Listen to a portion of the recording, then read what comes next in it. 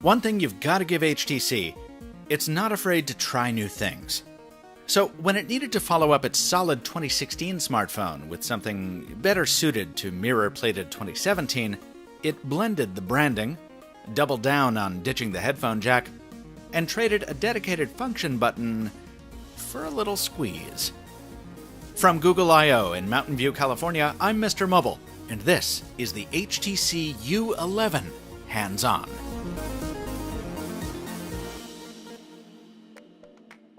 U11 is a blend of last year's brand with this one, and the hardware follows that trend with slightly more success. The U11 is about as easy to manage in the hand as the 10 was, but instead of the matte metallic finish, it's brought over the coating from the ultra-reflective U Ultra. Whether you consider this an upgrade or not will depend on how you treat your phone. If you're a grab-and-go user and abuser, it's likely you'll miss the more robust metal. If instead you're the type who never goes without a case, and you love a phone that catches the eye, you'll appreciate the new shimmering paint jobs, which appear to change color based on how you hold the phone. This is Gorilla Glass 5 on both sides, by the way, just as stunning in person as it looks on film.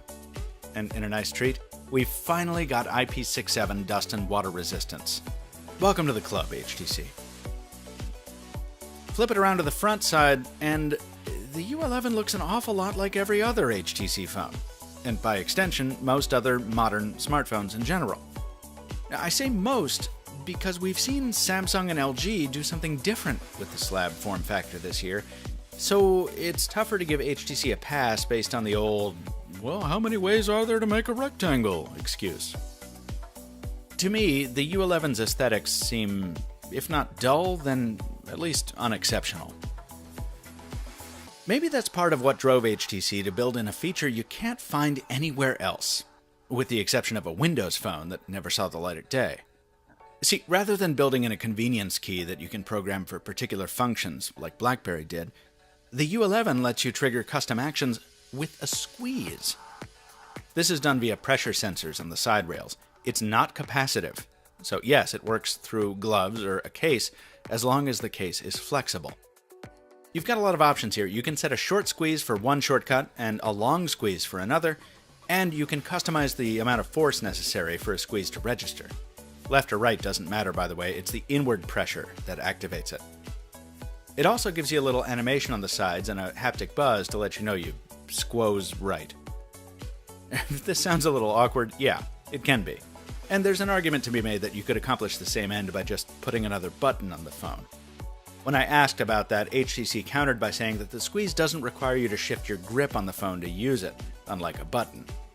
I guess that's true, but the main reason I'm willing to give it a chance is because I really like to see companies experimenting with new ideas in user interface. I just wish that you could use the squeeze to do something you do a million times a day, like drop the notification shade. As it is, squeezing into Google Assistant or Alexa, yes, Alexa will be here too, or the camera app is pretty cool. But I feel like squeezing to take a photo is going to result in a lot of blurry pictures, despite the optical stabilization on the main camera. There's no such stabilization on the selfie shooter, sadly, one of the HTC 10's most distinguishing characteristics. Here's some footage from the 11's 16-megapixel front-facer I snapped in a hurry here at Google I/O. And here's some from the 12-megapixel primary.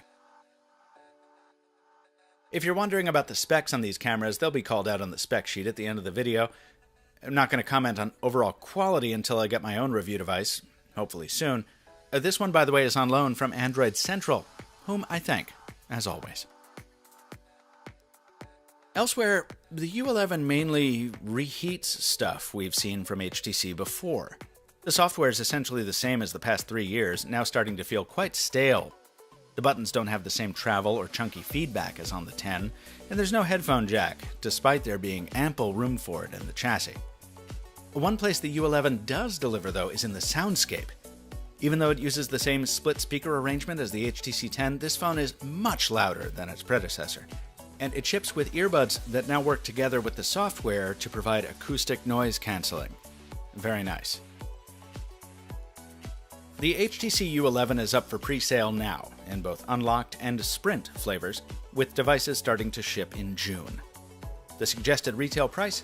A few clams short of $700. But if you pre-order through Sprint, you get 2 Echo Dots in the bargain. So there's that. Does the combo of a mirror finish, boom sound, and a squeeze-powered interface make the U11 worth that kind of outlay? We'll find out in the full review coming soon. Subscribe to MrMobile on YouTube for that, and for more from Google I.O., follow me and the folks at Android Central in the links in the description below. Until next time, thanks for watching, and stay mobile, my friends.